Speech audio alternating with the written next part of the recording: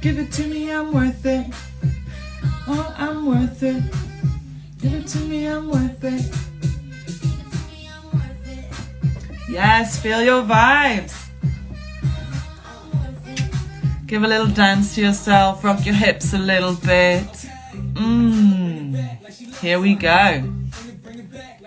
You are worth it. You are so worth it. You always were. You always will be. Now, why am I talking about being worth it? Because series 2 is looking at dating conversations. We're looking at how to have delicious dates, how to bring more erotic aliveness into your current relationship, and also just bringing a sense of zhuzh into your actual everyday life. Some sizzling confidence and delight. All right. Now, this is the second part of the second series. This is the second series in my 5-day communication challenge offers that I'm creating for you, and they're a whole set of tips, tricks, recipes, prompts that you can use for different types of conversations in your life. The last series looked at small talk, which is basically how to start up a conversation with anybody, anytime, anywhere. And we looked at all the different stages of the conversation with a new person, or if you want to take a surface or relatively new conversation with somebody who you do know deeper and into new places. And this one is all about dating and living an erotic life, the vast richness of an erotic life. So that's what we're looking at this time. And this is part 2. There are 5 parts. So if you're catching the replay, make sure you've caught part 1 before this one, because they do link through. And also go and check out the rest as they unfold. So you want more exciting dates, or more aliveness and zhuzh and va-va-voom in your current relationship, or just more delicious moments? Honestly, you're gonna get some awesome bits just for you, even if you only listen to this one. All right? So we're talking no more trials by fire. We're talking no more missed glances. We're talking knowing when someone fancies you and knowing what to do about it. It's like a whole bunch of stuff that we have to navigate all the time in adult life. Even if you're in a relationship, you still have to navigate these boundaries all the time. This is adult life.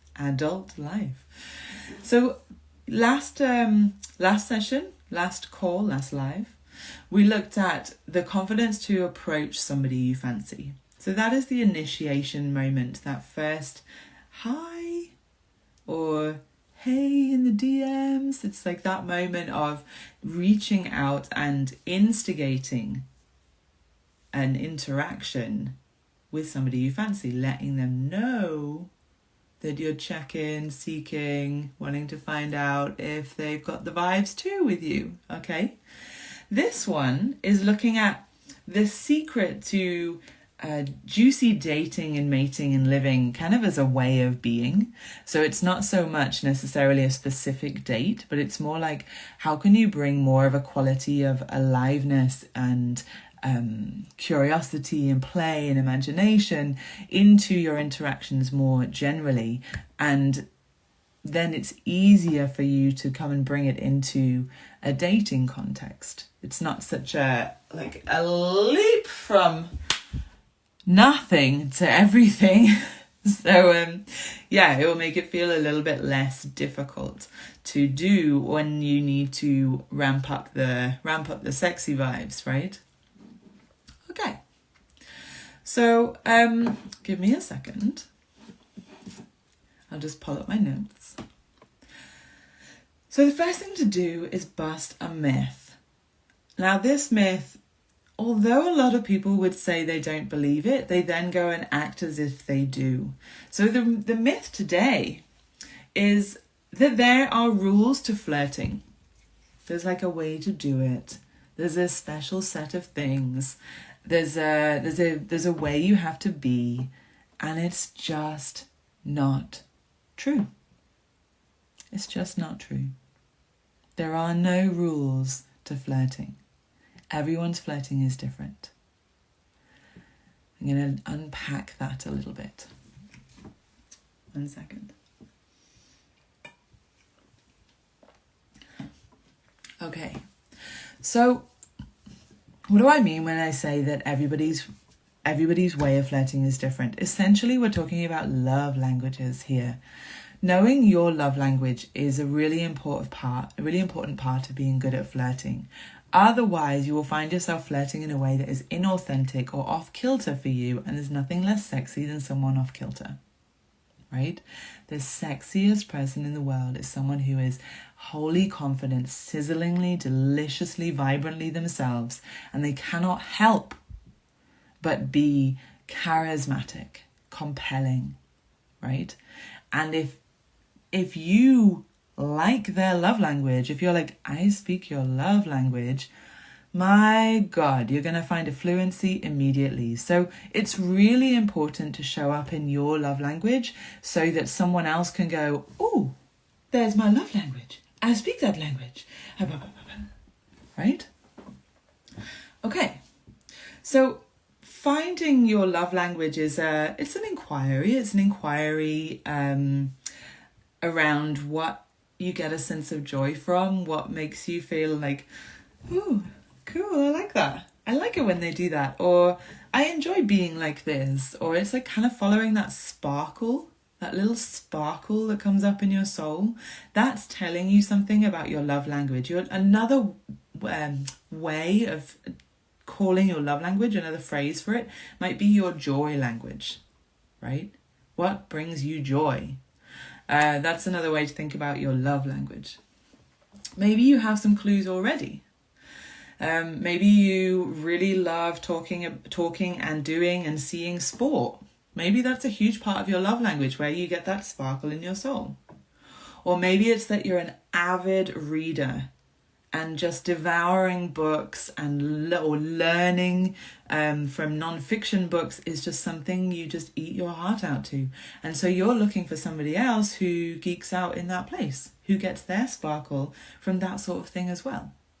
This is a great place to start. It's not saying that you have to stack on everything, but it's saying that if you've not got fluency in your love languages, babes, it's not going to work.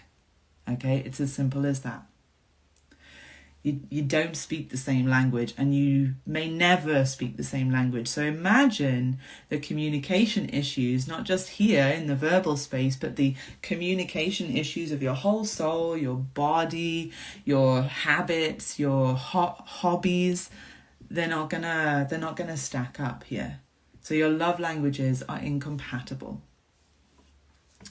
Now, the pitfall is either leading with a love language that's not your actual love language. It's what you think you should be leading with. Maybe it's loads of makeup, but actually you wish you didn't have to wear it. So by wearing loads of makeup, you're signaling, hey, I'm a makeup person, when you're not. And you're basically holding up the wrong flag. Or maybe it's that you are not leading with your love language. So you're kind of leading with a whole bunch of other stuff first, like I'm what do you do, but your job isn't anything that you care about, so why are you talking about that? You're now not leading with your love language, you're leading with kind of a distractor, if you like. So put your love language foot first. Okay? And I get that might be a wee bit scary, but by putting your love language first, if they go, I don't speak this language, you go, okay, great, phew, and you dodge another bullet. I don't like that phrase. And you save yourself a whole bunch of time, pain, and wasting of all sorts of your personal resources. So I'm trying to move away from violence-related language for metaphors. I feel like it's a good move, but I still have to correct myself. So a huge part of my love language, I'm going to let you into a secret. A huge part of my love language is playfulness. And so if somebody can't play, we don't speak the same language. Honestly, we're gonna clash here. You're gonna find me super annoying, and I'm gonna find you really serious and tight, probably. So playfulness is a huge part of my love language. Also, eye contact. I just love it. I love to look in the eyes. I love to look in your eyes. Look in mine. Look in yours. I just love it. I mean, I could just drink up eye contact all day, every day. Some people don't like that. They find it a bit much. They need a lot less eye contact. So again, it's not gonna be good. Another part of my love language is the sheer aliveness of language. I love people who use language well, who use words that are unusual, who lean into the sensory language, who give me 4 or 5 syllable words and I'm just like, this does something to me. If words and language for you are more functional rather than delightful, it's not going to work, right? And, you know, this all applies to just good quality connection, whether you are looking to date this person or not. Just think about this also for how you connect really well with somebody and get all the vibes and all the feels of, we're a good fit in whatever way you want to fit together. Right? So, that's that. So what lights you up? What gives you the sparkle in your soul? Yeah. Name it, know it, use it, lead with it. Okay. I'm going to tell you a little story about how me and my partner got together. So we went on our first date after a very raunchy one night stand or so we thought. So yeah, we went on our official first date after we'd already been very intimate together. And it was super awkward. I mean, it was super awkward.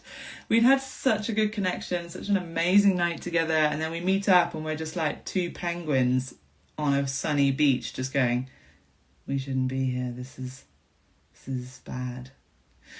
We were really awkward. We went on a date to a bar and then to the cinema.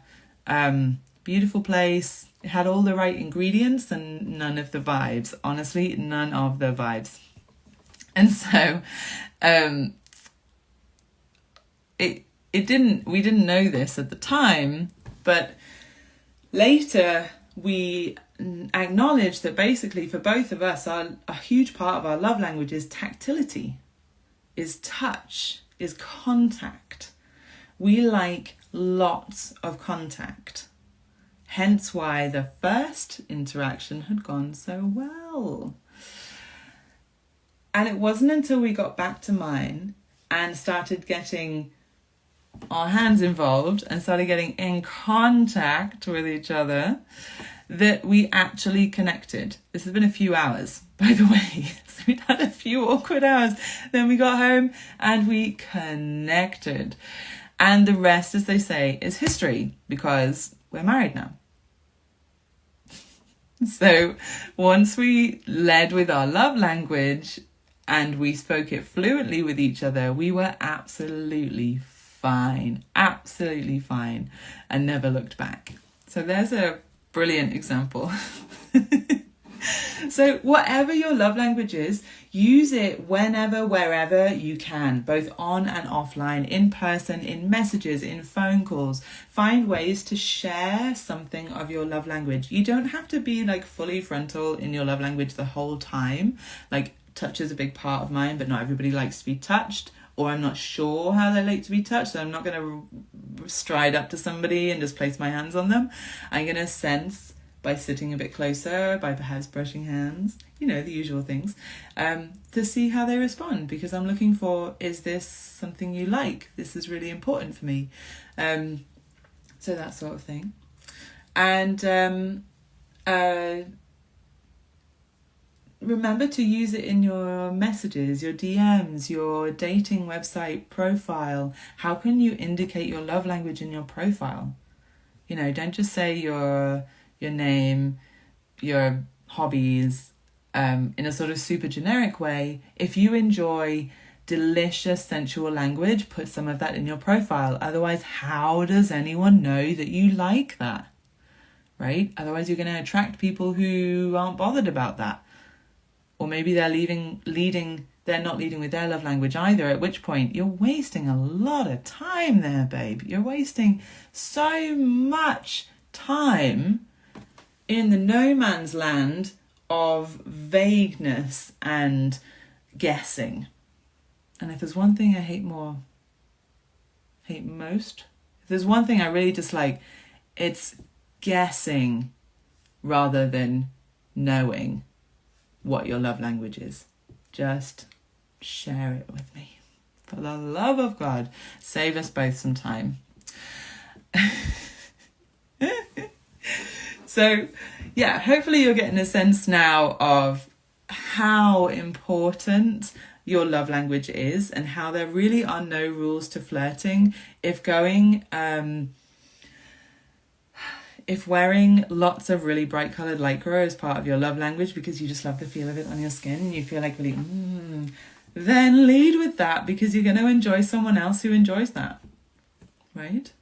There are no rules. There is just lead with love language, find fluency with someone else who speaks your love language. It's as simple as that. So here's some prompts for you to play with in messages, DMs, or even in person. So this is when you're signaling a genuine interest in them. Essentially, you're trying to find out whether they speak your love language. A question might be, what lights you up? What gets you really excited? What brings you a sense of joy? When do you feel most happy? Bunch of things. You're just trying to find out, when does your soul sparkle? Oh, I like those things too. We have something here. Let's explore more. So that's a great way to start to find out if it's not obvious from the top. And signaling your desire to know them better.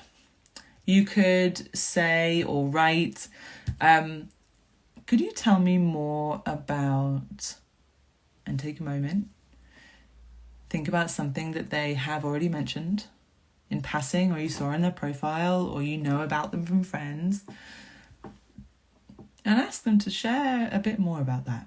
You'll get a sense of how important that is to them, of, you know, you're going to ask about, ideally you ask about something you want to know more about, whether it is something they really care about or whether it's not a good fit for you because they care about it and you don't, and it's really important to them.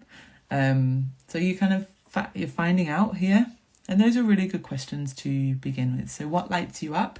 And could you tell me more about such and such? So those are some really great prompts to bring the love language up to the surface. Okay? Great. So being authentic to yourself will being inauthentic, being inauthentic to yourself will only attract a mismatch. Because you've held up a pink flag when you're actually a yellow flag, and someone goes, oh, hey, I got a pink flag too. And you're like, I'm actually a yellow flag, right? So fly your own flag, babe. Fly your own flag and let someone come and be like, oh, I fly the same flag. Let's hang out.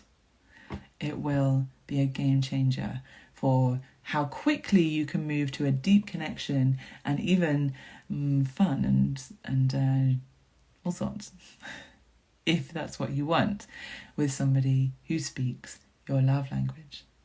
All right? So, what is a big part of your love language?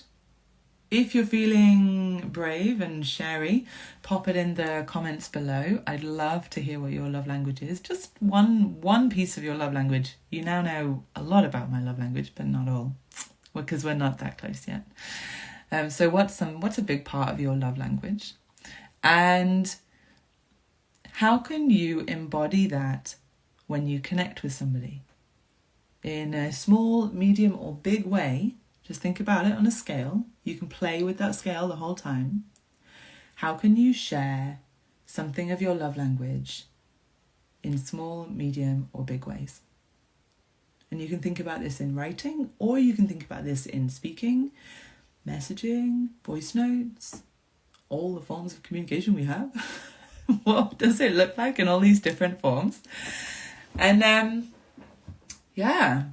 share your thoughts. And I look forward to hearing more about your love language. What makes your soul sparkle? What makes your soul sparkle? Yeah. So, oh gosh! Don't you hate it when that happens? 1 sec, people, 1 sec. I hate it when that happens. So last month, just to recap, we did look at the beauty of small talk and its many gifts to your conversations. So how to connect with new people and all the stages you need to go through in order to get to deep connection and new places. So go check that out. It's on my IGTV, on my feed. It's a wicked set of stuff. And next month, but we've still got a few more days of this. I'll tell you about those first, actually. So still to come up, we have the magic of using stories to uncover whether you click, whether you're a good fit. So we're going to lean into that next. And we have the lack of knowing how to leave when you know it is a no thanks on a date. And the art of taking things into the next and more intimate places, whatever that means for you. That's on Friday. So stay with me, watch the replays, comment in the boxes, and I look forward to seeing you along the way. It's exciting. And next month we're preparing to do navigating conflict, icky, tricky conversations.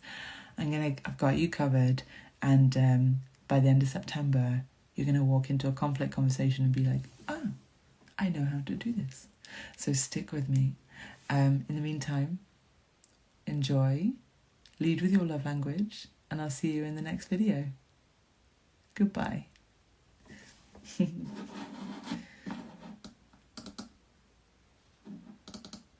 Oh yeah. We're going to ride out with Baby You're Worth It. You are so worth it. Worth it, worth it, worth it now. I don't know why it's not playing. This gets me every time. Here we go.